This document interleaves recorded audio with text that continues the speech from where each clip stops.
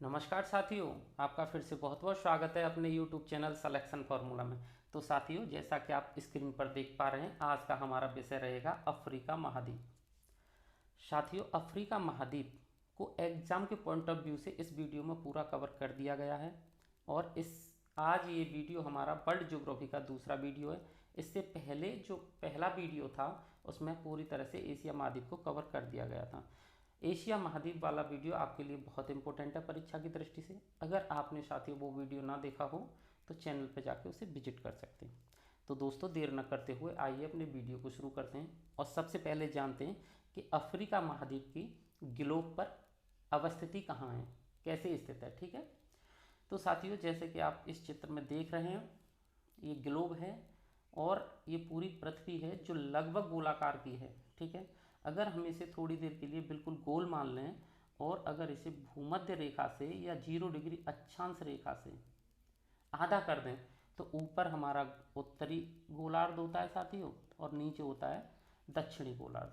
ठीक है, अब साथियों, हम इसे अगर 0 डिग्री देशांतर रेखा से अगर बांट देते हैं तो इधर पृथ्वी दो भागों में बढ़ जाती है। इधर होता है हमारा पूर्वी गोलार्ध और इधर होता है साथियों पश्चिमी गोलार्ध। अब हम देखेंगे कि जो अफ्रीका की स्थिति है वो कहाँ कहाँ है। तो आप यहाँ देख रहे हैं अफ्रीका की स्थिति पश्चिमी और उत्तरी गोलार्ध में भी है और यहाँ पे दक्षिणी और पूर्वी गोलार्ध में भी है। इसका मतलब है कि अफ्रीका विश्व का एकमात्र ऐसा महाद्वीप है जो उत्तरी, पश्चिमी, पूर्वी और दक्षिणी चारों गोलार्धों में स्थित है। ठीक है साथियों, अब हम देखेंगे कि अफ्रीका उत्तर में किस जल राशि से जुड़ा हुआ है। कुछ जल राशियाँ ये देख लेते हैं। तो अफ्रीका यहाँ पे उत्तर में भूमध्य सागर से, उत्तर पूर्व में लाल सागर से और पूर्व में हिंद महासागर से तथा पश्चिम में अटलांटिक महासागर से जुड़ा हुआ है। ये साथियों आपको दिख रहा है। तो ये चारों दिशाओं में किसी न किसी जल राशि से जुड़ा हुआ है। ठीक है साथियों, ये दूसरा जो मैप लगाया हुआ है ये अफ्रीका का राजनीतिक मैप है। इसमें आप अफ्रीका के देशों को देख सकते हैं कि कौन सा देश कहाँ है, कौन सा देश बड़ा है, कौन सा देश छोटा है। साथियों, आपको यहाँ अल्जीरिया दिख रहा होगा, ये अफ्रीका महाद्वीप का सबसे बड़ा देश है।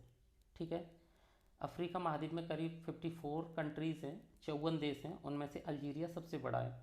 अगर जनसंख्या की दृष्टि से देखें तो नाइजीरिया साथियों सबसे बड़ा है। ठीक है, नाइजीरिया। सबसे छोटा देश यहाँ पे आप देख रहे होंगे रेड कलर से, गैम्बिया, ये सबसे छोटा देश है अफ्रीका महाद्वीप का। ठीक है, तो साथियों ये सारी जो चीज़ें हैं राजनीतिक रूप से, प्राकृतिक रूप से अफ्रीका कैसा है, क्या है, ये सब आज हम इस वीडियो में कवर करेंगे। और अफ्रीका से पर्वत, पठार, मैदान, नदी, झरने, यहाँ पे कौन सी जनजातियाँ निवास करती हैं अफ्रीका में, ये सब आज हम इस वीडियो में देखेंगे। यहाँ की प्रमुख कृषि के तथ्य क्या हैं, कौन सी कृषि होती है, कौन सी नहीं होती है। तो अफ्रीका को एग्जाम के पॉइंट ऑफ व्यू से पूरा कवर करेंगे। अगर आप वीडियो को पूरा देखते हैं तो अफ्रीका महाद्वीप से आपका कोई भी प्रश्न किसी भी एग्जाम में छूटेगा नहीं। ठीक है साथियों, तो आगे बढ़ते हैं। सबसे पहले देखते हैं हम अफ्रीका का सामान्य परिचय। ठीक है, तो साथियों अब देखते हैं सामान्य परिचय। सामान्य परिचय हम थोड़ा सा तो देख ही चुके हैं, ग्लोब पर इसकी अवस्थिति क्या है। तो साथियों जो अफ्रीका महाद्वीप है वो क्षेत्रफल और जनसंख्या दोनों की दृष्टि से एशिया के बाद विश्व का दूसरा सबसे बड़ा महाद्वीप है। यानी कि विश्व का जनसंख्या में सबसे बड़ा महाद्वीप एशिया, क्षेत्रफल में भी सबसे बड़ा महाद्वीप एशिया। दूसरे नंबर पर क्षेत्रफल में भी अफ्रीका है और जनसंख्या में भी अफ्रीका है। ठीक है, तो क्षेत्रफल और जनसंख्या दोनों की दृष्टि से अफ्रीका महाद्वीप विश्व का दूसरा बड़ा महाद्वीप है। अफ्रीका महाद्वीप विश्व के कुल भूभाग का यानी कि विश्व की कुल जमीन का 20% और जनसंख्या का 18%। विश्व के कुल भूभाग का 20% है अफ्रीका महाद्वीप के पास और विश्व की कुल जनसंख्या का अफ्रीका महाद्वीप के पास 18% जनसंख्या है। अफ्रीका महाद्वीप में साथियों कुल 54 देश हैं। सबसे बड़ा देश है अल्जीरिया और सबसे छोटा छोटा देश है गैम्बिया। ठीक है, जनसंख्या के हिसाब से देखें तो जो अफ्रीका महाद्वीप है इसका सबसे बड़ा देश है नाइजीरिया। ध्यान रखना, क्षेत्रफल के हिसाब से हो जाएगा हमारा अल्जीरिया और जनसंख्या के हिसाब से हो जाएगा नाइजीरिया सबसे बड़ा देश। ठीक है साथियों, अगर हम प्रति व्यक्ति की आय के हिसाब से देखें, प्रति व्यक्ति के हिसाब से देखें तो जो अफ्रीका महाद्वीप है ये विश्व में, पूरे संसार में सबसे गरीब महाद्वीप है। ठीक है साथियों, अफ्रीका महाद्वीप को अंध महाद्वीप भी कहते हैं। अब अंध महाद्वीप क्यों कहते हैं इसे मैं आपको आगे बताता हूँ। अब देखते हैं साथियों, अफ्रीका के उत्तर में भूमध्य सागर है, उत्तर पूर्व में लाल सागर है, पश्चिम में अटलांटिक महासागर है और पूर्व में हिंद महासागर है। ठीक है साथियों, ये वाटर बॉडीज है जो अफ्रीका को चारों तरफ से घेरे हुए हैं, जो आपने मैप में देख ही लिया है। अफ्रीका महाद्वीप विश्व का एकमात्र ऐसा महाद्वीप है जहाँ से कर्क रेखा, मकर रेखा और विषुवत रेखा गुजरती है। कर्क रेखा क्या होती है साथियों? ये होती है 23.5 डिग्री। कौन सी? अक्षांश रेखा, अक्षांश लेकिन उत्तरी अक्षांश रेखा होती है। ठीक है। और मकर रेखा ये होती है 23.5 डिग्री दक्षिणी अक्षांश रेखा। विषुवत रेखा होती है 0 डिग्री अक्षांश रेखा। ठीक है साथियों, अक्षांश रेखाओं के ये नाम है, ये परीक्षा में पूछे जाते हैं। अब बात करते हैं अफ्रीका महाद्वीप का विस्तार कौन कौन से गोलार्ध में है। तो अभी हमने देख लिया है पूर्वी, पश्चिमी, उत्तरी और दक्षिणी, चारों गोलार्धों में अफ्रीका महाद्वीप मिलता है, इसका विस्तार है। ठीक है साथियों, आगे बढ़ते हैं। अब देखते हैं एक सिनाई स्थल संधि। सिनाई स्थल संधि साथियों एक भूमि का टुकड़ा मानिए, एक ऐसा स्थल खंड मानिए जो अफ्रीका महाद्वीप और एशिया महाद्वीप को जोड़ता है। ठीक है, तो एशिया और अफ्रीका महाद्वीप को जोड़ता है। अब अलग किसे करता है? लाल सागर और भूमध्य सागर को ये अलग करता है। जल संधि क्या करती है साथियों? जल संधि दो जल राशियों को जोड़ती है, जल की संधि कराती है, आप ये समझ लीजिए। जल राशियों को जोड़ देती है और स्थल खंडों को अलग करती है। अब बात करते हैं स्थल संधि की, तो वो दो स्थल खंडों को, स्थल को जोड़ देती है और जल राशियों को अलग करती है। तो जो सिनाई जल संधि है, एक बार फिर बता दूं आपको, एशिया और अफ्रीका महाद्वीप को जोड़ती है, लाल सागर और भूमध्य सागर को अलग करती है।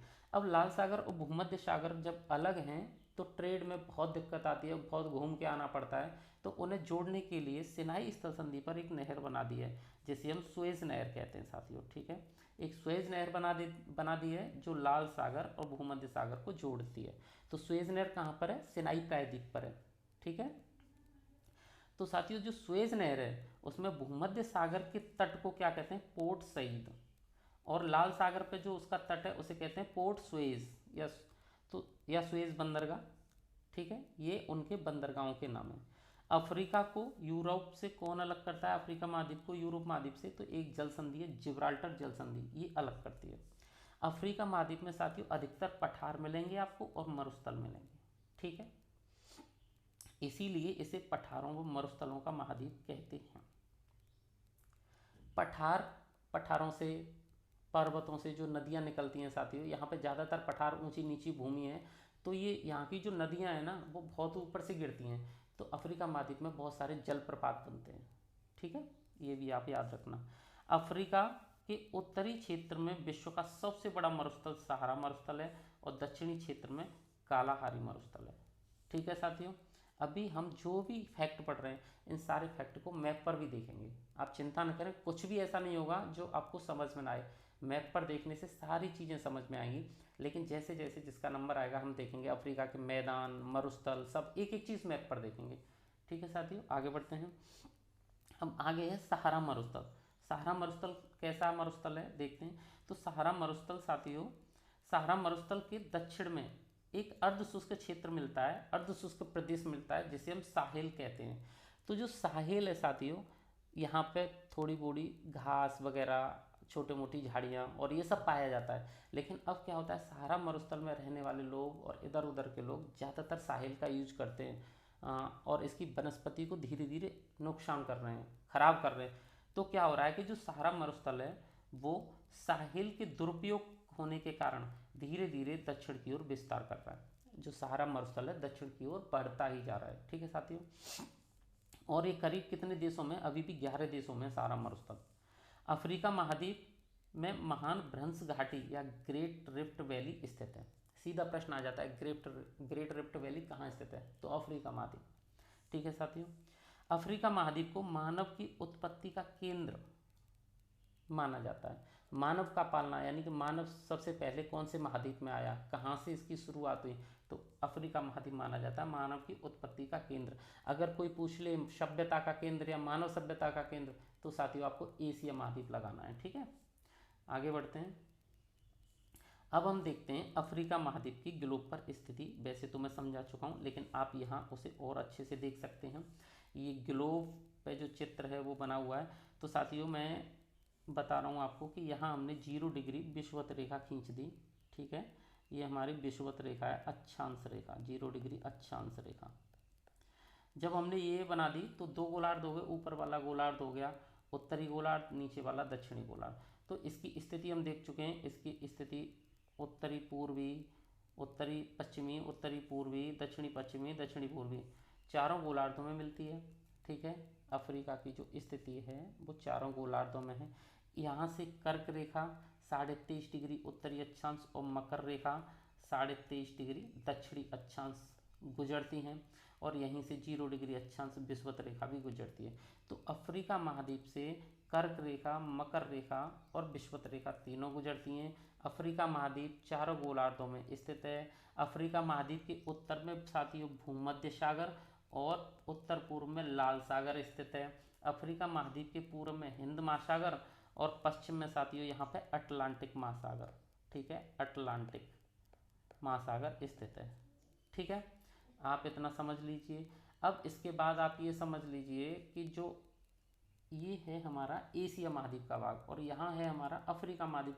ये बीच में आपको ये दिख रही है ना, ये वाला जहाँ मेरा पेन चल रहा है, ये है सिनाई प्रायद्वीप, और सिनाई प्रायद्वीप अफ्रीका और एशिया को जोड़ता है। ऊपर है भूमध्य सागर और नीचे है लाल सागर, इन दोनों को ये क्या करता है, अलग। तो साथियों मैं आपको बता दूं, यहाँ इस साइड में एक नहर बनाई गई है, यहाँ पे एक नहर जिसे बोलते हैं सुएज नहर, सुएज कैनाल। ठीक है साथियों, सुएज कैनाल का ये वाला यहाँ पे जो पोर्ट बनाया है भूमध्य सागर में उसे पोर्ट सईद बोलते हैं, और जो इधर बनाया गया है उसे बोलते हैं पोर्ट सुएज। ठीक है साथियों, ये दोनों बंदरगाहों के नाम है और इससे ट्रेड बहुत आसान हो गया है। ठीक है, अब उम्मीद है कि अफ्रीका की जो ग्लोब पर स्थिति है, मानचित्र पर क्या स्थिति है, कौन से गोलार्ध में स्थित है, कौन कौन सी रेखा इससे गुजरती है, सिनाई प्रायद्वीप का क्या वर्क है, सुएज नहर कहाँ है, ये सब आपकी समझ में आ गया होगा। अब साथियों आगे देखते हैं, सबसे पहले देखते हैं अफ्रीका के प्रमुख पर्वत। ठीक है साथियों, अफ्रीका के प्रमुख पर्वत देख लेते हैं। इसमें हम देखेंगे पर्वत का नाम क्या है और उसका सर्वोच्च शिखर क्या है और उसकी अवस्थिति या देश कौन कौन से देश में वो फैला हुआ है। तो सबसे पहले देखते हैं एटलस पर्वत। तो साथियों एटलस पर्वत की जो सबसे ऊंची चोटी है वो है टॉवकल, और ये मोरक्को, अल्जीरिया और ट्यूनीसिया में फैली हुई है। ठीक है साथियों, लोमा पर्वत, लोमा पर्वत की जो सबसे ऊंची चोटी है वो है बिंतुमानी, और ये सिएरा लियोन व गिनी में फैला हुआ है। साथियों मैं आगे एक पठार पढ़ाऊंगा, गिनी की उच्च भूमि।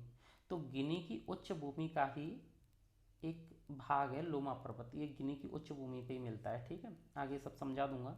ड्रैकन्स वर्ग पर्वत, साथियों इसकी जो सबसे ऊंची चोटी है ये है लेनियाना, और ये कहाँ स्थित है, दक्षिण अफ्रीका और लेसेतो में, यानी कि पूरे अफ्रीका महाद्वीप के बिल्कुल नीचे। ठीक है साथियों, दक्षिण में।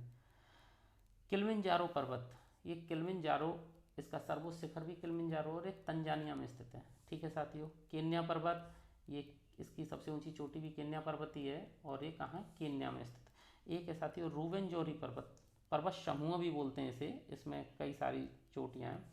इसकी सबसे ऊंची चोटी है मार्गरेटा। ठीक है, ये कहाँ है, ये कांगो लोकतांत्रिक गणराज्य, ठीक है, कांगो रिपब्लिक यूनियन व युगांडा, इन दोनों देशों में स्थित है।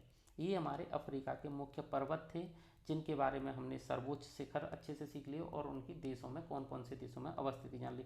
ये एक ऐसी चीज़ है साथियों, यहाँ से आपको परीक्षा में जरूर प्रश्न मिलेंगे, आप इसे अच्छे से याद कर लें। अब हम अफ्रीका के प्रमुख पर्वतों को मैप पर देख लेते हैं कि मैप पर इनकी स्थिति क्या है और इनका सर्वोच्च शिखर क्या है। ठीक है साथियों, आगे बढ़ते हैं। तो साथियों जैसे हम देख रहे हैं, सबसे पहले यहाँ है हमारा एटलस पर्वत। ठीक है, और ये उसकी सबसे ऊंची चोटी टॉवकल, अल्जीरिया ट्यूनीसिया में ये ऊपर जाके। ठीक है, ये है हमारा दूसरा लोमा पर्वत। यहाँ साथियों ये जो जगह है ये गिनी की उच्च भूमि में ही आता है इधर पूरा। तो यहाँ लोमा पर्वत है और ये लोमा पर्वत की सबसे ऊंची चोटी है बिंतुमानी। ठीक है, ये है हमारा रूबेंजोरी पर्वत, और रूबेंजोरी पर्वत की सबसे ऊंची चोटी है मार्गरेटा। ये है हमारा केन्या पर्वत, केन्या पर्वत की सबसे ऊंची, केन्या पर्वत ये है साथियों केन्या पर्वत, केन्या पर्वत की सबसे ऊंची चोटी केन्या पर्वत। ये है हमारा किलिमंजारो और इसकी सबसे ऊंची चोटी भी किलिमंजारो है। ठीक है, ये है इधर ड्रैकन्स वर्ग पर्वत साउथ अफ्रीका और लेसोथो में, और इसकी सबसे ऊंची चोटी है लेनियाना। ठीक है साथियों, आप अच्छे से इस मैप को देखिए और एक दो बार इनको याद करिए, अच्छे से याद हो जाएगा। आगे बढ़ते हैं। अब हम पढ़ेंगे अफ्रीका के प्रमुख पठार। पठार यानी कि प्लेट्यू। सबसे पहला पठार है साथियों हमारी गिनी उच्च भूमि। तो इसमें अभी हम पढ़ेंगे फोटा जालौन का पठार और लोमा पर्वत, दोनों इसी पठार के भाग हैं। ये जो गिनी उच्च भूमि है काफ़ी क्षेत्र में विस्तृत है। इसमें एक पठार स्पेशल है जो एग्जाम की दृष्टि से इम्पोर्टेंट है, फोटा जालौन का पठार, ये पूछ लिया जाता है, और लोमा पर्वत, ये दोनों गिनी उच्च भूमि के ही भाग हैं। ठीक है, फोटा जालौन का पठार ये साथियों इसलिए फेमस है क्योंकि अफ्रीका महाद्वीप में जो लोहा है ना, लौह अयस्क बहुत कम मात्रा में मिलता है, सीमित मात्रा में मिलता है। तो वो कहाँ मिलता है, तो वो यहीं मिलता है फोटा जालौन के पठार में। ये लौह अयस्क के भंडार के लिए फेमस है। ठीक है, यहाँ पर लौह अयस्क के भंडार मिलते हैं और इसे पश्चिमी अफ्रीका का जल स्तंभ भी कहते हैं। ठीक है साथियों, जोन्स का पठार ये नाइजीरिया की राजधानी है ना अबुजा, वो इसी पठार पर स्थित है साथियों। अबुजा इसी पठार पर स्थित है। कतंगा का पठार साथियों ये तांबे के लिए, यहाँ पे तांबे के भंडार हैं, तांबा और कोबाल्ट के भंडार हैं। ठीक है, और कांगो नदी का उद्गम भी यहीं से होता है, कतंगा के पठार से। आगे और पठार देखते हैं साथियों इंपॉर्टेंट। एक है बी का पठार। बी का पठार हमारा अंगोला में स्थित है और यहाँ बॉक्साइट के भंडार हैं। सीधा प्रश्न आता है एग्जाम में कि बॉक्साइट के भंडार के लिए कौन सा पठार, अफ्रीका का कौन सा पठार प्रसिद्ध है, कौन सा पठार जाना जाता है, तो बी का पठार।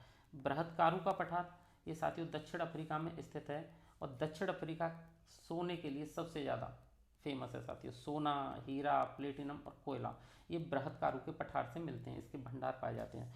पूर्वी अफ्रीकी पठार ये साथियों अफ्रीका का सबसे बड़ा पठार है। ठीक है, ये अफ्रीका का सबसे बड़ा पठार है। इसी पठार पर किलिमंजारो पर्वत और विक्टोरिया झील है। ठीक है, इथोपियन उच्च भूमि ये इथियोपिया की तरफ है। इथियोपिया में इस पठार का उच्चतम बिंदु याद रखना है रास दासेन, एक बार एग्जाम में पूछ लिया गया है। तो इथियोपियन उच्च भूमि का सबसे ऊंचा क्षेत्र उच्चतम बिंदु कौन सा है, रास दासेन। ठीक है साथियों, अब हम इन पठारों को मैप पर देख लेते हैं कि इनकी स्थिति क्या है। तो साथियों अफ्रीका के प्रमुख पठार, अब इनकी स्थिति रहेगी, ये है साथियों सबसे पहला फोर्टा जालौन का पठार, ये वाला, ये फोर्टा जालौन का पठार। ये गिनी की उच्च भूमि, ये गिनी की उच्च भूमि साथियों यहाँ तक है, इसी का लोमा पर्वत भी इसी का हिस्सा था। ठीक है, ये जोन्स का पठार, जोन्स का पठार। ठीक है, इथोपियन उच्च भूमि, ये हमारा पूर्वी अफ्रीकी भूमि और ये बहुत बड़ी है। ठीक है, यहाँ तक ये सब, ये जो किलिमंजारो है और ये जो झील है विक्टोरिया झील, ये सब इसी के भाग हैं अफ्रीकी उच्च भूमि के। ठीक है, ये साथियों आपका बी का पठार, ये कतंगा का पठार जहाँ से कांगो नदी निकली है। ठीक है, ये बृहत्कारु का पठार ये साउथ अफ्रीका में है, जो सोने के लिए, हीरा के लिए बहुत फेमस है। ठीक है, आगे बढ़ते हैं साथियों। अब हम देखते हैं अफ्रीका के मैदान। अफ्रीका में साथियों मैदान हैं और उनको शबाना मैदान कहा जाता है, और नीचे जो मैदान है दक्षिण अफ्रीका में उन्हें बेल्ड या फील्ड भी कहते हैं, आपको इतना याद रखना है। तो जो सवाना मैदान है साथियों, जो सवाना मैदान है वो उष्ण कटिबंधीय घास के मैदान है, उष्ण कटिबंधीय घास के मैदान। यहाँ पे क्या था, अच्छी घास थी पहले बहुत ज़्यादा और आज भी है, तो यहाँ अधिक वन्यजीव पाए जाते हैं। और प्राचीन काल में जब यहाँ अधिक वन्यजीव पाए जाते तो उनका शिकार किया जाता था, अब तो शिकार पे बैन रहता है। ठीक है, तो इसलिए इस मैदान को लैंड ऑफ बिग गेम कहते हैं। दक्षिण अफ्रीका में स्थित ये जो मैदान है ये शीतोष्ण काष्ठ का मैदान है, बेल्ड या फील्ड। ये कृषि और पशुपालन के लिए उपयोगी है और यहाँ की प्रमुख फसल साथियों मक्का है। बेल्ट प्रदेश को मक्का त्रिभुज भी कहते हैं। मक्का त्रिभुज किसे कहते हैं, तो बेल्ट प्रदेश को कहते हैं। यहाँ एक भेड़ पाई जाती है मैरिनो भेड़, वो विश्व में उच्च किस्म की ऊन के लिए फेमस है। ठीक है साथियों, अब इन मैदानों को हम मैप पे देखते हैं। तो ये अफ्रीका के प्रमुख मैदान देख लेते हैं साथियों। अब यहाँ देख रहे हैं जो इसमें येलो हिस्सा है ना, ये वाला, ये जहाँ मेरा पेन चल रहा है, ये सारा हिस्सा, ये साथियों ग्रासलैंड है, घास के मैदान है। और ये जो हल्का सा ग्रीन है, मैं दूसरे पेन से बता दूं, ये वाला हिस्सा, ये हिस्सा, ये क्या है, ये साथियों सवाना, सवाना है। और जो ज़्यादा ग्रीन ग्रीन तुम्हें दिख रहा है, बिल्कुल ग्रीन, ये वाला हिस्सा, ये क्या है, यहाँ पे फॉरेस्ट है। ठीक है, फॉरेस्ट लैंड है। ये हमारे अफ्रीका के मैदान, जंगल इस टाइप के हैं। आगे बढ़ते हैं। अब हम पढ़ते हैं अफ्रीका के प्रमुख मरुस्थल, डेजर्ट। तो सबसे पहले साथियों सहारा मरुस्थल, ये विश्व का सबसे बड़ा मरुस्थल है, सबसे बड़ा और सब गर्म मरुस्थल है ये अपने आप में, ठीक है। तो सहारा मरुस्थल विश्व का सबसे बड़ा गर्म मरुस्थल है और ये अफ्रीका के कितने देशों में फैला हुआ है? 11 में। कौन कौन से देश हैं ये आप मैप से देख लेना। वैसे मैं आपको बता दूं, पश्चिमी सहारा, मोरक्को, अल्जीरिया, ट्यूनीसिया, मिस्र, सूडान, चाड, नाइजर, माली, मार्टोनिया, ये जो देश हैं इसी में सहारा मरुस्थल पाया जाता है 11 देशों में। और ये साथियों हमादा मरुस्थल है, ये पूछ लिया जाता है मरुस्थल के बारे में, कौन सा हमादा मरुस्थल है, कौन सा अर्ग मरुस्थल है। तो हमादा का मतलब होता है पथरीला, ठीक है। अर्ग का मतलब होता है रेतीला, जैसे सैंड, बालू ज़्यादा हो, रेत ज़्यादा हो, ठीक है। और जो सहारा मरुस्थल है उसकी मिट्टी कैसी है? लाल मृदा। साथियों जब यहाँ से जल वाष्प जाती है लाल मिट्टी को लेके और यूरोप में जाके वर्षा होती है उससे, तो वहाँ जो लाल वर्षा गिरती है तो उसे ब्लड रेन या रक्त वर्षा कहते हैं, ठीक है। तो वो यहीं से लाल मृदा जाती है उसके साथ। सहारा मरुस्थल में तुआरेग और बेदुइन ये जनजातियाँ पाई जाती हैं, जातियाँ पाई जाती हैं, मानव जातियाँ, तुआरेग और बेदुइन। एक बार रिपीट कर देता हूँ। सहारा मरुस्थल विश्व का सबसे बड़ा मरुस्थल है, गर्म मरुस्थल है, 11 देशों में फैला हुआ है। ये हमादा यानी कि पथरीला मरुस्थल है। सहारा मरुस्थल की जो मृदा है, मिट्टी है, वो लाल है और यहाँ तुआरेग और बेदुइन जातियाँ निवास करती हैं। अब पढ़ते हैं साथियों कालाहारी मरुस्थल। कालाहारी मरुस्थल ये बोत्सवाना, नामीबिया, दक्षिण अफ्रीका और लेसोथो में यानी कि नीचे दक्षिण अफ्रीका की तरफ पाया जाता है। और ये अर्ग यानी कि रेतीला मरुस्थल है और यहाँ एक जनजाति निवास करती है बुशमैन। यहाँ से क्वेश्चन आता है बुशमैन जनजाति कहाँ निवास करती है? तो कालाहारी मरुस्थल में निवास करती है। नामीब मरुस्थल ये नामीबिया, अंगोला और दक्षिण अफ्रीका में विस्तृत है साथियों, और इसे विश्व धरोहर सूची में शामिल कर लिया गया है, ठीक है। वर्ल्ड हेरिटेज साइट में इसे शामिल कर लिया गया। नूबियन मरुस्थल यह नील नदी और लाल सागर के मध्य स्थित है, ठीक है साथियों। ये हमने पढ़ लिए अफ्रीका के प्रमुख मरुस्थल। अब हम इनको मैप पर देख लेते हैं। तो साथियों अफ्रीका के प्रमुख मरुस्थल, ये सबसे पहले आप ऊपर ये देख रहे हैं, ये हमारा सहारा मरुस्थल है, बहुत बड़ा मरुस्थल है जो 11 देशों में फैला हुआ है। ये तो एशिया का भाग है, ठीक है। ये अरब प्रायद्वीप है, अरब प्रायद्वीपीय मरुस्थल है। तो ये पूरा सहारा मरुस्थल आप देख रहे हैं, यहाँ से यहाँ तक ये पूरा सहारा मरुस्थल है, ठीक है साथियों, जो रेड लाइन के अंदर बंद है।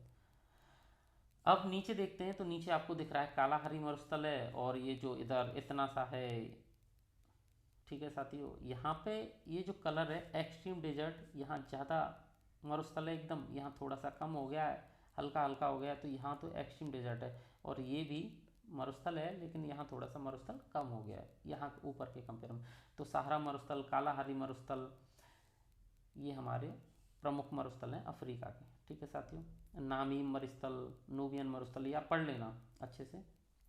अब हम देखते हैं अफ्रीका की प्रमुख नदियाँ। यहाँ से प्रश्न जरूर आता है साथियों, बहुत ही इंपॉर्टेंट है नदियाँ। पहले हम नदियों को मतलब पढ़ेंगे, उसके बाद में मैप पर देखेंगे। तो सबसे पहले पढ़ेंगे हम नील नदी, ठीक है साथियों। तो सूडान की राजधानी खार्तूम से इसका उद्गम होता है, खार्तूम से। लेकिन खार्तूम से पहले भी दो नदियाँ आती हैं, वो आके मिलती हैं खार्तूम में, वहाँ से बनती है नील नदी। तो वो नदियाँ कहाँ से निकलती हैं देखते हैं। जहाँ श्वेत नील नदी और ब्लू नील नदियाँ मिलती हैं। यह विश्व की सबसे लंबी नदी है नील नदी। मिस्र में इस नदी पर एक बांध स्थित है, आसवान बांध, और इस नदी के बेसिन चावल और कपास की खेती के लिए उपयोग किया जाता है, ठीक है साथियों। तो विश्व की सबसे लंबी नदी कौन सी है? तो साथियों वो नील नदी है, विश्व की सबसे लंबी नदी। और ये ब्लू नील और वाइट नील दोनों नदियों के मिलने से बनती है। वो दोनों नदियाँ कहाँ मिलती हैं? तो वो सूडान की राजधानी खार्तूम के पास मिलती हैं, ठीक है। और इस नदी का जो नील नदी का बेसिन है साथियों, ये चावल और कपास की खेती के लिए उपयोगी है। नील नदी घाटी का जो बेसिन है, यहाँ की जो मिट्टी है, वो अफ्रीका की सबसे उपजाऊ मिट्टी में आती है, ठीक है। अब देखते हैं दूसरी नदी हमारी जाम्बेजी नदी। जाम्बेजी नदी विक्टोरिया जलप्रपात के लिए फेमस है साथियों। यहाँ की जो नदियाँ हैं, यहाँ की जो भूमि है बहुत ऊंची नीची है, तो ऊपर से जब गिरती हैं तो जलप्रपात बनाती हैं, ठीक है, यहाँ की नदियाँ। इस पर कौन सा बांध है? करीबा बांध स्थित है जाम्बेजी नदी पर, करीबा बांध और विक्टोरिया झील, जिससे करीबा झील का निर्माण होता है। करीबा बांध के पीछे जो जलाशय बनेगा, बांध बनाने के लिए जलाशय बनता है, तो करीबा बांध है तो करीबा झील, तो करीबा झील, करीबा बांध और विक्टोरिया जलप्रपात, ये जाम्बेजी नदी पर है, ठीक है साथियों। अब बात करें आयतन की दृष्टि से, यानी कि पानी की ज़्यादा मात्रा, आयतन की दृष्टि से करीबा झील विश्व की सबसे बड़ी मानव निर्मित झील है। आयतन की दृष्टि से करीबा झील में विश्व का सबसे ज़्यादा पानी है मानव निर्मित झील में, ठीक है साथियों। लेकिन क्षेत्रफल की दृष्टि से नहीं है, क्षेत्रफल आकार में और भी बड़ी है इससे। देखते हैं आगे।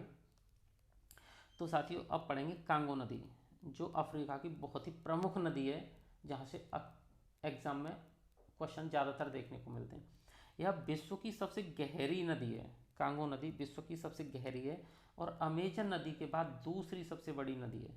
अमेजन नदी विश्व की सबसे बड़ी नदी है साथियों, लंबी नहीं है, बड़ी है, यानी उसमें पानी की मात्रा सबसे ज़्यादा है। और दूसरी विश्व में सबसे बड़ी नदी कौन सी है? कांगो नदी, इसमें भी पानी की मात्रा बहुत ज़्यादा है, ठीक है। कांगो नदी विश्व की सबसे गहरी नदी है और अमेजन नदी के बाद दूसरी सबसे बड़ी नदी है। और अफ्रीका की ये दूसरी लंबी नदी है, क्योंकि अफ्रीका में इससे लंबी नदी नील नदी है, ठीक है, नाइल रिवर। दूसरे नंबर पर कौन सी लंबी है? कांगो नदी अफ्रीका की, ठीक है। यह नदी, इसकी एक विशेषता ये जरूर याद रखती है, यह नदी विषुवत रेखा को 2 बार काटती है, ठीक है साथियों। हम मैप पे देख लेंगे अभी। तो कांगो नदी क्या करती है? विषुवत रेखा को 2 बार काटती है, ठीक है। कांगो नदी के बेसिन में पिग्मी जनजाति निवास करती है साथियों। विश्व की सबसे छोटे कद वाली जनजाति कौन सी है? पिग्मी जनजाति। ये कहाँ निवास करती है? कांगो नदी के बेसिन में। और साथियों कांगो नदी पर स्टेनली और लिविंग स्टोन 2 जलप्रपात पाए जाते हैं जो बहुत फेमस है, झरने, ठीक है, वाटरफॉल्स। इस नदी में विश्व की सर्वाधिक जल विद्युत क्षमता पाई जाती है। सर्वाधिक जल विद्युत क्षमता पूरे विश्व की कांगो नदी के अंदर है। अब पढ़ते हैं अगला, नाइजर नदी। नाइजीरिया में इस नदी के डेल्टा क्षेत्र में तेल के भंडार मिले हैं। और नाइजर नदी का साथियों एक नाम और है, इससे क्या होता है, जो पाम ऑयल होता है ना, उसको ट्रांसपोर्ट करने का काम किया जाता है नाइजर नदी से, इसलिए इस नदी का एक नाम है पाम ऑयल रिवर, ठीक है। आपको ये फैक्ट याद रखना है कि किस नदी को पाम ऑयल रिवर कहते हैं, तो नाइजर नदी को। आगे बढ़ते हैं। अगली नदी है हमारी वोल्टा नदी। वोल्टा नदी कहाँ है? ये घाना की प्रमुख नदी है और इस पर एक बांध है, अकासोम्बो बांध, ठीक है। वोल्टा नदी से जो अकासोम्बो बांध है तो वहाँ वोल्टा झील का निर्माण होता है, ठीक है साथियों। जो क्षेत्रफल की दृष्टि से विश्व की सबसे बड़ी मानव निर्मित झील है। सबसे बड़ी मानव निर्मित झील कौन सी है? क्षेत्रफल की दृष्टि से वोल्टा झील, और सबसे बड़ी मानव निर्मित झील आयतन की दृष्टि से करीबा झील, ठीक है साथियों, आप ये याद रखें। और दोनों ही कहाँ हैं? अफ्रीका महाद्वीप में। ऑरेंज नदी, ऑरेंज नदी साथियों नामीबिया और दक्षिण अफ्रीका के मध्य सीमा निर्धारित करती है, सीमा क्षेत्र से बहती है ऑरेंज नदी। एग्जाम में पूछ लिया जाता है कि कौन सी नदी नामीबिया और दक्षिण अफ्रीका के बॉर्डर का निर्माण करती है, सीमा क्षेत्र का निर्माण करती है, तो ऑरेंज नदी। लिम्पोपो नदी, ये भी बहुत महत्वपूर्ण है और इसकी सबसे बड़ी खूबी एक ही है कि ये मकर रेखा को 2 बार काटती है, ठीक है साथियों। यहाँ से सीधा प्रश्न बनता है, ऐसी कौन सी नदी है जो मकर रेखा को 2 बार काटती है? तो लिम्पोपो नदी, ठीक है साथियों। आगे बढ़ते हैं। अब हम इन प्रमुख नदियों को कहाँ देख लेते हैं? मैप पर देख लेते हैं, ठीक है। तो साथियों सबसे पहले नीचे से शुरुआत कर देते हैं, चलो ऊपर से करते हैं। नील नदी, ये सबसे बड़ी नदी है नील नदी, ये आप देख रहे हैं। तो यहाँ विक्टोरिया झील से श्वेत नील निकलती है, ठीक है, और यहाँ से ताना झील से ब्लू नील निकलती है, और यह सूडान की राजधानी खार्तूम में जाके मिलती है। और यहाँ से कौन सी नदी जाती है? नाइल रिवर, ऊपर जाके गिरती है। ये है साथियों अफ्रीका की सबसे बड़ी नदी, लंबी नदी, बड़ी नहीं कहेंगे इसे, सबसे लंबी नदी, जो 2 नदियों से ब्लू नील और श्वेत नील के मिलने से बनती है, ठीक है। अब दूसरी जो सबसे बड़ी नदी थी, दूसरी सबसे लंबी नदी थी, वो ये है साथियों कांगो रिवर, ठीक है। ये आपकी कांगो रिवर है जो यहाँ से इस पठार से निकलती है और यहाँ पे आके गिर जाती है, ये हमारी कांगो रिवर। और ये क्या होता है, देखो आप यहाँ देख पा रहे हैं, ये है हमारी 0 डिग्री लाइन विषुवत रेखा। तो इसको 2 बार काट रही है, ऐसे यहाँ से ऊपर जा रही है, यहाँ काट रही है एक बार, मैं दूसरा पेन ले यहाँ और दूसरा यहाँ, ठीक है साथियों। तो ये जो कांगो रिवर है ये विषुवत रेखा को 2 बार काटती है।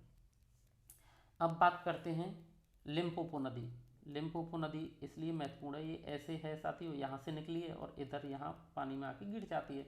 अब ये है हमारी मकर रेखा, ये मकर रेखा है साथियों। इसको एक बार ये कहाँ काटती है? यहाँ काटती है और दूसरी बार यहाँ काटती है, तो ये मकर रेखा को 2 बार काटती है। अब साथियों अन्य नदियाँ भी हैं जो इतना इम्पोर्टेंट नहीं है। ये है नाइजर नदी, ये आप देख रहे हैं, ये नाइजर है, ये बेन्यू रिवर है इसी में, ये यहाँ आके हो जाता है इनका। ये है साथियों सेनेगल नदी, ये सेनेगल नदी है। ये बोल्टा रिवर है, बोल्टा रिवर यहाँ ही बोल्टा झील का निर्माण होता है। ठीक है साथियों, ये जो रिवर हैं ये इसकी सहायक नदियाँ हैं कुछ। ये साथियों जाम्बेजी नदी है, जाम्बेजी नदी, ये अफ्रीका की प्रमुख नदियाँ थीं जो आपने समझ ली। आप साथियों जो वीडियो में आपको अच्छा लगे उसका स्क्रीनशॉट भी ले लें, जो मैप आपको समझ में नहीं आए उसका स्क्रीनशॉट ले लें, उसे एक दो बार समझ लें, नहीं तो आप वीडियो को दो बार देख लें, आपको क्लियर हो जाएगा सारा। ठीक है साथियों, आगे बढ़ते हैं। अब हम पढ़ेंगे अफ्रीका की प्रमुख झीलें, लेक्स। ठीक है, तो सबसे महत्वपूर्ण लेक है विक्टोरिया झील। ये कहाँ है, इसका बॉर्डर पूछ लिया जाता है, किन किन देशों के सीमा क्षेत्र पर। तो ये केन्या, युगांडा, तंजानिया के सीमा क्षेत्र पर स्थित है और अफ्रीका की ये सबसे बड़ी मीठे पानी की झील है, मीठे पानी की है और अफ्रीका की सबसे बड़ी है। ठीक है साथियों, विक्टोरिया झील। और ये विषुवत रेखा इसी झील से होकर गुजरती है। यह झील भ्रंश घाटी में नहीं है, इतना याद रखना है आपको, रिफ्ट वैली में नहीं है ये झील। ठीक है, टैंगनाइका झील, टैंगनाइका झील या तंगनाइका झील भी आपको कई जगह इसका नाम मिलेगा। ठीक है, ये झील कांगो प्रजातांत्रिक गणराज्य, तंजानिया, बुरुंडी और जाम्बिया के सीमा क्षेत्र पर है।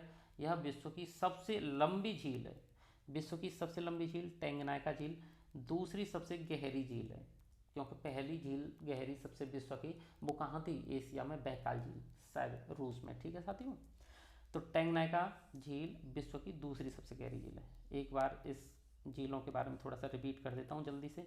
विक्टोरिया झील के बारे में आपको याद रखना है कि केन्या, युगांडा, तंजानिया के सीमा क्षेत्र पर है और ये अफ्रीका की सबसे बड़ी झील है, मीठे पानी की झील है, विषुवत रेखा यहीं से गुजरती है और भ्रंश घाटी में नहीं है ये झील। टैंगनाइका झील के बारे में आपको याद रखना है कि कांगो प्रजातांत्रिक गणराज्य, तंजानिया, बुरुंडी और जाम्बिया के सीमा क्षेत्र पर है और ये विश्व की सबसे लंबी झील है, विश्व की सबसे लंबी झील टैंगनाइका झील। ठीक है, और विश्व की सबसे गहरी झील हमने पढ़ी थी बैकाल झील, और ये दूसरी सबसे गहरी झील है टैंगनाइका, विश्व की सबसे लंबी और दूसरी सबसे गहरी। आगे बढ़ते हैं साथियों, अगली झील है हमारी चाड झील। चाड झील नाइजीरिया, चाड और कैमरून, इन चारों देशों के सीमा क्षेत्र पर बहती है और ये इस झील के बारे में मेन फैक्ट याद रखना है कि ये निरंतर सिकुड़ रही है। हमने एक झील साथियों एशिया महाद्वीप में हम भी पढ़ी थी ऐसी, अरल सागर, जो सिकुड़ सिकुड़ के अपनी जो टोटल उसकी मात्रा थी उसका कितना रह गया, 10% भी नहीं बचा है। ठीक है, ऐसे ही चाड झील अफ्रीका की ऐसी झील है जो निरंतर सिकुड़ रही है। अब पढ़ते हैं अस्सल झील।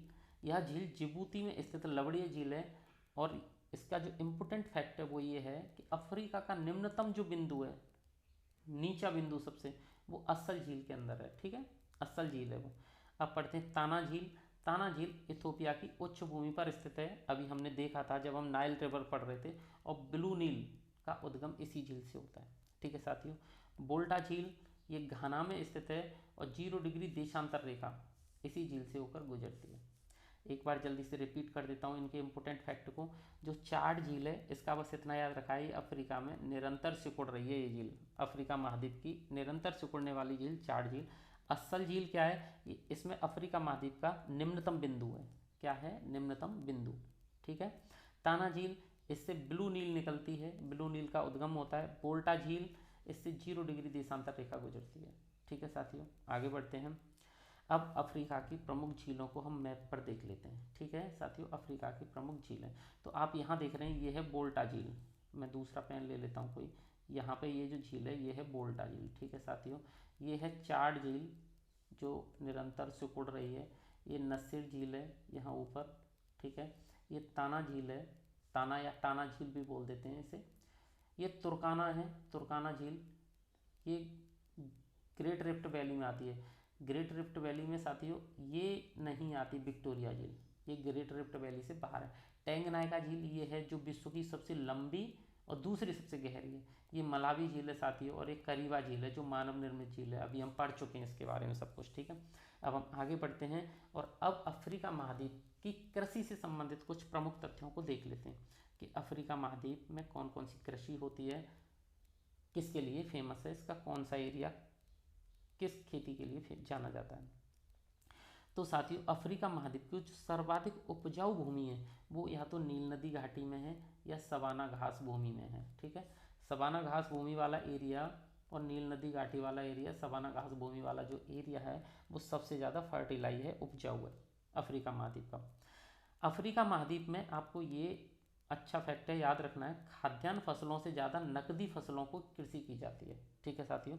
और अफ्रीका की जो प्रमुख नकदी फसल है वो है पाम ऑयल, यहाँ की सर्वाधिक प्रमुख नकदी फसल है। खाद्यान्न में ये क्या उगाते हैं, कंदमूल और मक्का। ठीक है, अभी हमने मक्का तरबूज भी देखा था, मक्का तरबूज कहाँ है, तो वो अफ्रीका महाद्वीप में ही है। ठीक है। आइवरी कोस्ट जो देश है अफ्रीका महाद्वीप का, वो सर्वाधिक कोको के उत्पादन के लिए जाना जाता है। कोको का उत्पादन आइवरी कोस्ट, कोस्ट से कोको आप लगा सकते हैं। केन्या, केन्या साथियों चाय उत्पादन के लिए पूरे विश्व में बहुत महत्वपूर्ण है। ठीक है। नील नदी का जो बेसिन है साथियों, हम पहले भी पढ़ चुके हैं, कपास उत्पादन के लिए प्रसिद्ध है। तंजानिया, तंजानिया के साथियों दो द्वीप हैं, एक जंजीबार और पेम्बा। जंजीबार और पेम्बा दोनों द्वीपों को लौंग द्वीप के नाम से जाना जाता है सीता, क्योंकि यहाँ पर लौंग और इलायची का उत्पादन सबसे ज़्यादा होता है। सबसे ज़्यादा होता है साथियों लौंग का उत्पादन। ठीक है। तो लौंग का उत्पादन होता है, इसलिए तंजानिया के जंजीबार और पेम्बा द्वीप को हम लौंग द्वीप भी कह देते हैं। तो लौंग द्वीप कहाँ है, अफ्रीका महाद्वीप में। ठीक है। एक बार जल्दी से इसके इंपॉर्टेंट फैक्ट को कृषि संबंधित दोबारा रिपीट करा देता हूँ।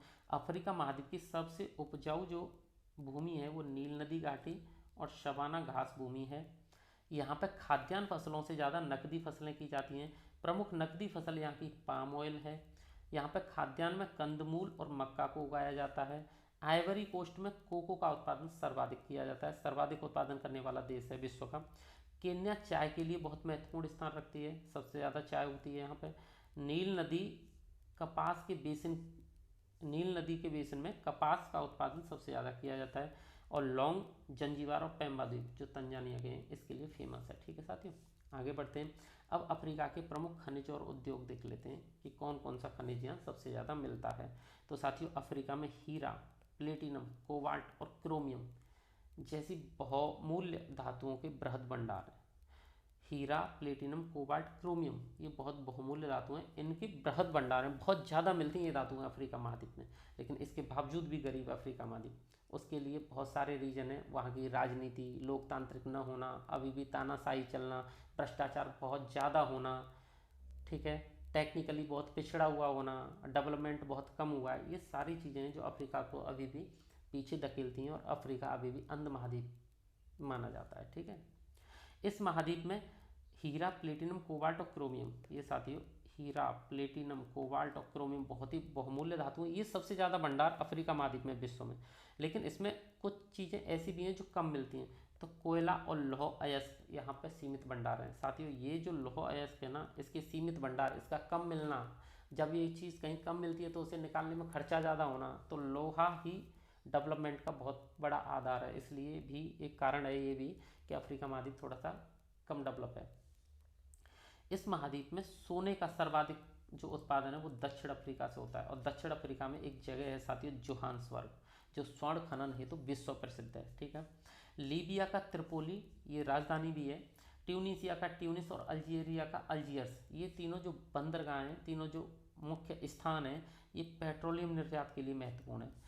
तांबे का भंडार अफ्रीका में कटंगा प्रदेश में होता है, ग्रेफाइट का मेडागास्कर द्वीप में। ठीक है साथियों, एक बार इन्हें रिपीट करा देता हूँ प्रमुख खनिजों को। अफ्रीका के अंदर हीरा, प्लेटिनम, कोबाल्ट और क्रोमियम जैसी बहुमूल्य धातुओं के बहुत बृहद भंडार हैं, बहुत ज़्यादा भंडार रहता है। ठीक है। इस महाद्वीप में सबसे ज़्यादा कम क्या है, कोयला और लौह अयस्क। इस महाद्वीप में सोने का सर्वाधिक खनन कहाँ से होता है, दक्षिण अफ्रीका के जोहान्सबर्ग से होता है। लीबिया का जो त्रिपोली है, ट्यूनिस है, ट्यूनिसिया का, और अल्जीरिया का अल्जियर्स, यहाँ से पेट्रोल निर्यात किया जाता है, पेट्रोलियम पदार्थ निर्यात किया जाता है। तांबे का भंडार कतंगा प्रदेश में है, ग्रेफाइट का भंडार मेडागास्कर द्वीप में। आपको ये प्रमुख खनिज यहाँ के याद रखने हैं अफ्रीका के। ठीक है साथियों, आगे बढ़ते हैं। अब पढ़ते हैं अफ्रीका के मुख्य बहुउद्देशीय बांध। ठीक है साथियों, तो साथियों ओवन बांध, अफ्रीका का ओवन बांध कौन सी नदी पर है, श्वेत नील नदी पर। सेन्नार बांध ये ब्लू नील नदी पर है। आसवान बांध ये नील नदी पर है, मिस्र में। कहाँ पर है ये, नील नदी में, मिस्र में। इंगा परियोजना या इंगा बांध ये जायरे नदी पर है। करीबा बांध जाम्बेजी नदी पर है। केंजी बांध नाइजर नदी पर है। और ओकोशुम्बो बांध बोल्टा नदी पर है। हम इसे पढ़ चुके हैं वैसे तो अंदर, लेकिन ये यहाँ आपके लिए दे दिया है ताकि आपको जल्दी से याद हो जाए। एक बार रिपीट कर देता हूँ। ओवन बांध श्वेत नील नदी पर, सेन्नार बांध ब्लू नील नदी पर, आसवान बांध नील नदी पर, इंगा परियोजना जायरे नदी पर, करीबा बांध जाम्बेजी नदी पर है, केंजी बांध नाइजर नदी पर और अकोशंबो बांध बोल्टा नदी पर है। ठीक है साथियों, अब हम देखते हैं अफ्रीका की प्रमुख जनजाति। यहाँ से एग्जाम में प्रश्न मिलने के चांस बहुत ज़्यादा रहते हैं और बहुत बार यहाँ से प्रश्न पूछे जाते हैं। ठीक है साथियों, तो एक जनजाति है बुशमैन, ये कहाँ मिलती है?